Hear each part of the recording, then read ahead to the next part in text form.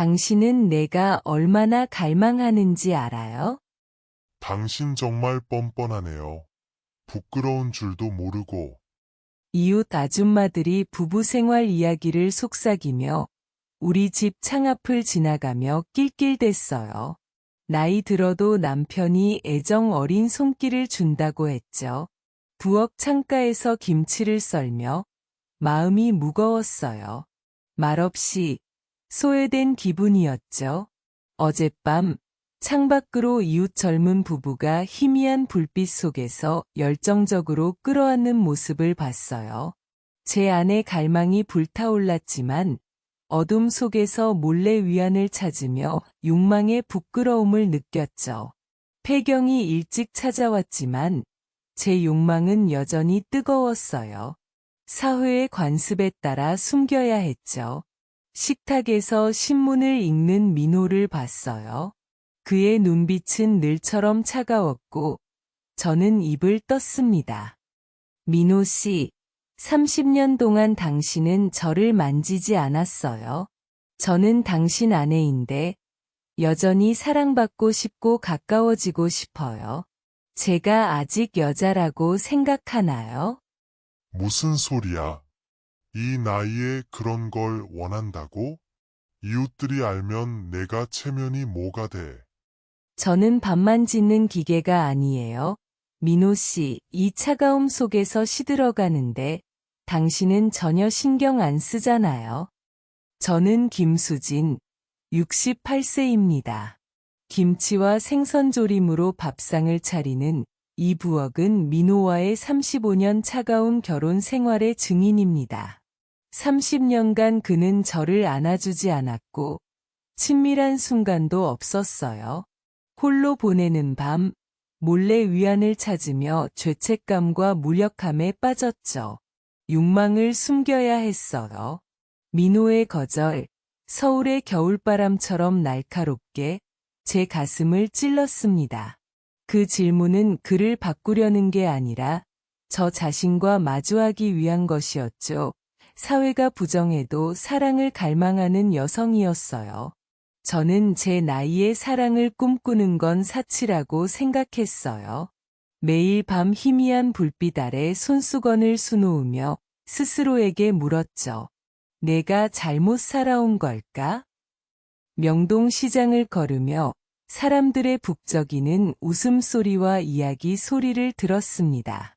나이든 부부들이 손을 잡고 따뜻한 눈빛을 나누는 모습은 제 가슴을 조이는 듯했습니다.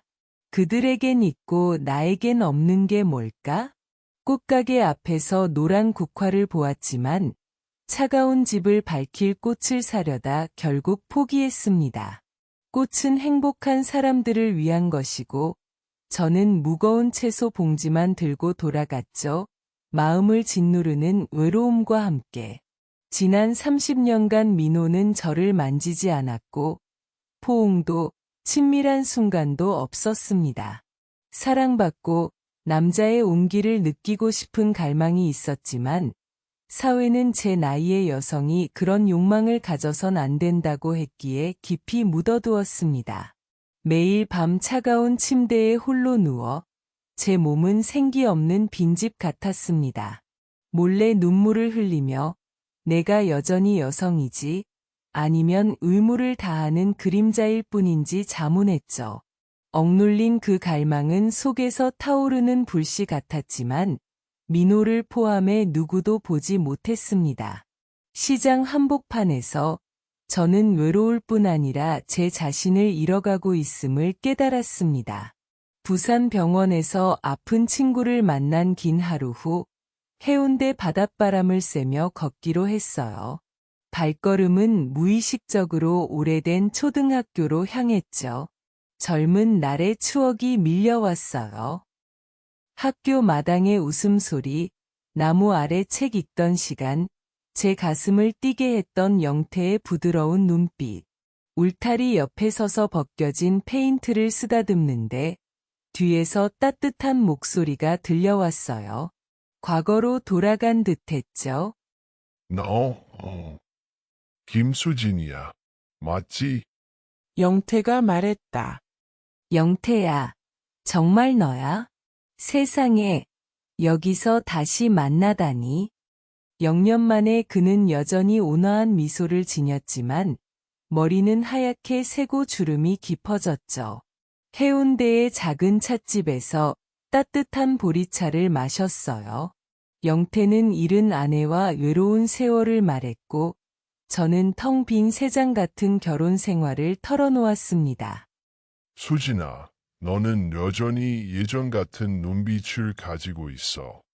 그가 말하자 저는 당황했죠.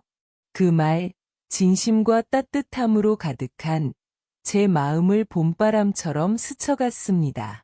오랜만에 저는 아내, 어머니가 아닌 여성으로 인정받는 느낌을 받았어요. 헤어지기 전 영태가 제 손을 잡으며 부드럽게 말했다. 수진아, 다시 만났으면 좋겠어. 그 순간 제 심장은 다시 젊어진 듯했고 새로운 문이 열리는 걸 알았어요. 수진아, 너를 보니 우리가 젊었던 때가 떠올라. 영태가 말했다. 나도 그래, 영태야. 이렇게 많이 웃은 게 정말 오랜만이야. 영태의 좋은 하루 보내. 같은 메시지는 긴 비 후의 첫 햇살이었어요. 저는 머리를 손질하고 감히 입지 못했던 밝은 새 옷을 골랐어요. 거울 속 제 모습은 더 이상 참기만 하는 아내가 아니었죠. 서울에서 만나 경복궁 나무 그늘을 걸으며 영태는 좋아하는 책을 이야기했고 저는 젊었을 때 미술을 배우고 싶었던 꿈을 말했어요. 그가 제 손을 잡았을 때 심장 박동마다 삶이 되살아나는 느낌이었어요. 이 감정, 이제 막 삭튼 제가 사랑받을 자격이 있음을 깨닫게 했어요. 하지만 기쁨과 함께 두려움도 찾아왔죠. 과연 저는 이 결혼에서 벗어날 용기가 있을까? 비가 부슬부슬 내리는 오후, 거실에 앉아 유리창을 타고 흐르는 물방울을 보며 마음이 굳어졌어요. 영태를 떠올리며 35년 동안 그림자처럼 살던 밤들이 더는 참을 수 없게 했죠. 민호가 커피를 마시는 부엌으로 들어가 망설임 없는 목소리로 말했어요. 민호 씨, 이혼하고 싶어요. 더 이상 이 집에서 그림자처럼 살고 싶지 않아요. 쳤어. 이 나이에 이혼이라니? 동네 사람들이 나를 비웃게 만들 셈이야? 남들이 뭐라 생각하든 상관없어요. 민호 씨, 단 한 번이라도 제 자신을 위해 살고 싶어요. 민호는 체면에만 신경 썼고 제 기분을 한 번도 묻지 않았어요. 그의 동의를 기다리지 않았죠. 큰딸 지혜를 강남의 카페에서 만났어요. 커피 향이 따뜻한 공간에서 외로운 세월, 민호의 차가움, 그리고 다시 살고 싶게 만든 영태를 털어놓았죠. 눈물이 흘렀고 가족을 위해 평생 희생했지만 이제 나를 위해 살고 싶다고 말했어요. 지혜는 제 손을 잡으며 눈시울을 붉혔죠. 엄마, 더는 고통받지 마세요. 원하는 대로 하세요. 그녀가 말하며 저를 꼭 안아줬어요. 그 말은 두려움을 걷어내는 바람 같았죠. 서울 법원에 홀로 가 떨리는 손으로 이혼 서류를 작성했어요. 집으로 돌아와 옷, 좋아하는 책 몇 권, 자수 도구 상자를 챙겼죠. 꿈이 있었음을 떠올리게 하는 물건들. 가방을 끌고 집을 나섰고 바퀴 소리는 자류의 박동 같았어요. 마음은 무거웠지만 뒤돌아보지 않았어요. 마, 엄마가 그렇게 많이 참았는지 몰랐어요. 엄마를 지지할게요. 엄마를 위해 살아요. 고마워, 지혜야.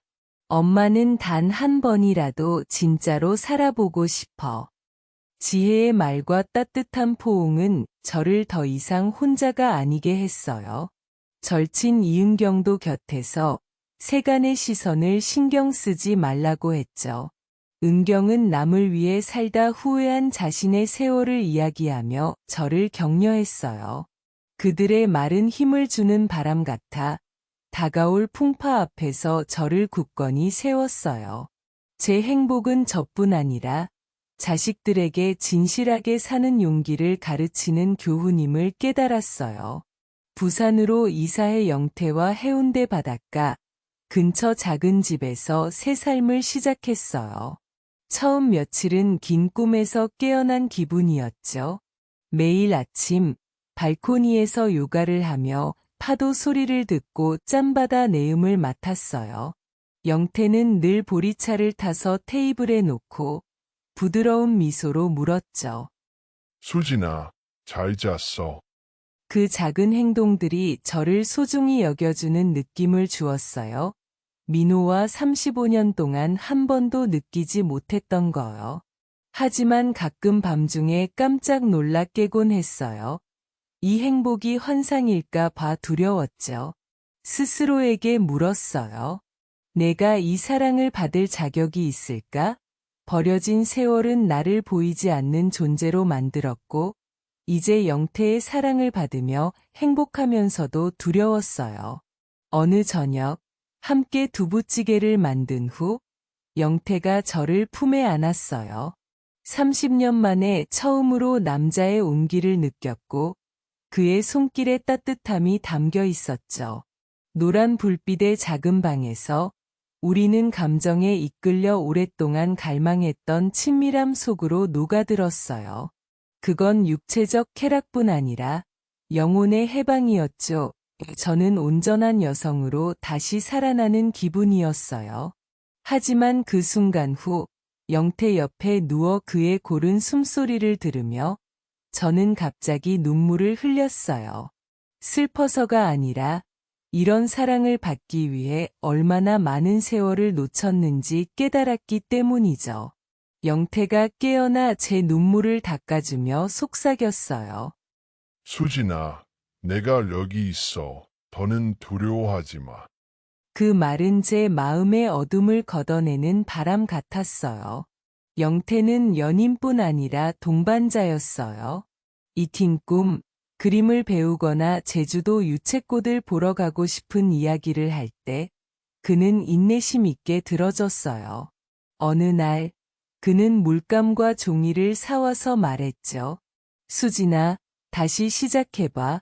너라면 할 수 있다고 믿어. 떨리는 손으로 붓을 잡고 첫 선을 그었을 때 잃었던 나의 일부를 되찾는 기분이었어요.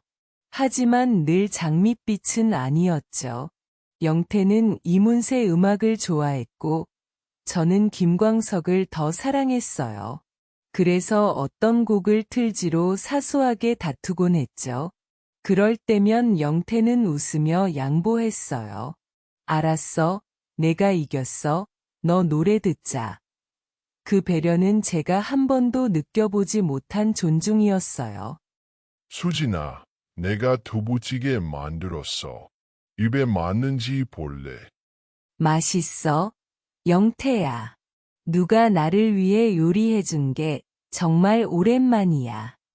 영태와의 삶은 기쁨과 두려움이 뒤섞인 시간이었어요. 그가 옛 노래를 흥얼거릴 때, 해운대 시장에서 함께 생선을 사러 갈 때, 바닷가에서 노을을 볼 때, 저는 행복했어요. 하지만 민호가 그랬던 것처럼 언젠가 버려질까 두려웠죠.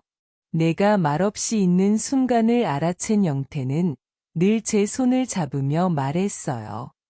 수진아, 나는 어디 안 가. 나를 믿어. 그 단순한 약속은 제 상처를 치유하는 약이었어요. 저는 서서히 믿고, 사랑하고, 진짜 나로 살아가는 법을 배웠어요. 68세의 저는 사랑의 나이가 없다는 걸 배웠어요. 저는 제 자신을 되찾았고, 마음으로 살아가며 진정한 행복을 느꼈어요. 여러분이 인생의 어느 계절에 있든, 사랑하고 자신을 위해 살아갈 용기를 내세요. 행복은 결코 늦지 않습니다. 영태와 나란히 부산 바다의 노을을 바라보며 처음으로 평온함을 느꼈어요. 붉은 햇살은 제 인생이 많은 폭풍을 겪었어도 여전히 빛날 수 있음을 상기시켰죠. 남들의 시선이 더 이상 두렵지 않았어요. 진실하게 사는 길을 선택했고, 그것은 저 자신에게 준 가장 큰 선물이었어요. 이 이야기가 누군가에게 영감을 주어 어둠에서 벗어나 자신만의 빛을 찾도록 돕길 바랍니다. 행복은 노을처럼 마음을 여는 이들을 기다립니다. 이 이야기를 함께 해줘서 고마워. 이 이야기가 당신의 마음에 닿아 저처럼 삶의 소중한 순간들을 더 깊이 감사하게 만들었기를 바랍니다. 공감했다면 구독 버튼을 누르고 좋아요를 눌러 사랑하는 사람들과 이 이야기를 공유해주세요. 댓글로 당신의 느낌이나 당신만의 이야기를 남겨준다면 정말 기쁠 거예요. 다음 이야기에서 다시 만나요. 함께 삶의 마법 같은 순간들을 탐험해 봅시다.